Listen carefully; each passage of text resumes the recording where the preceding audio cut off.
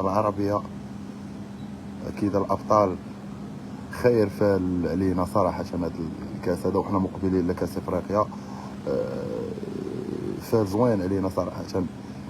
فاكيد اليوم بعد الندوه ديال وليد الركراكي اللي كانت صباح اليوم، متابعينا الكرام، واللي كتسبق المقابله ديال افتتاحيه ديال غدا ان شاء الله،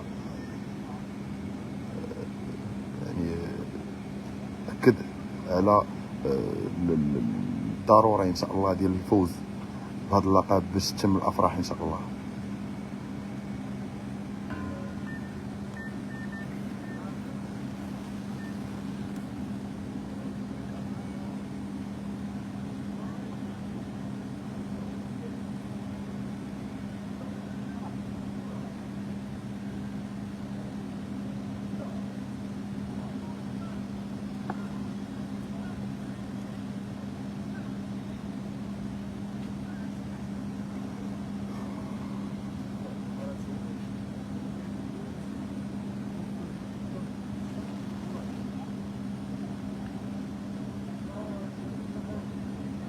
إذا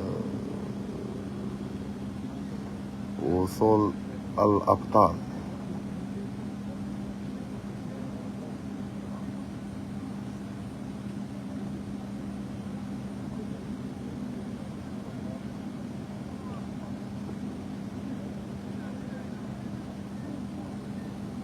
إذا متابعينا الكرام،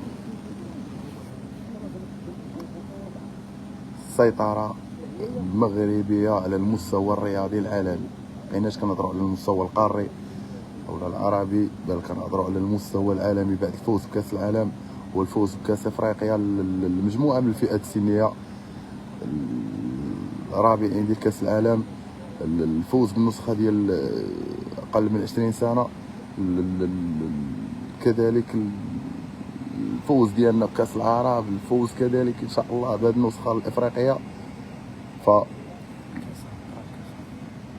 كنتمنى من الله سي احمد يعني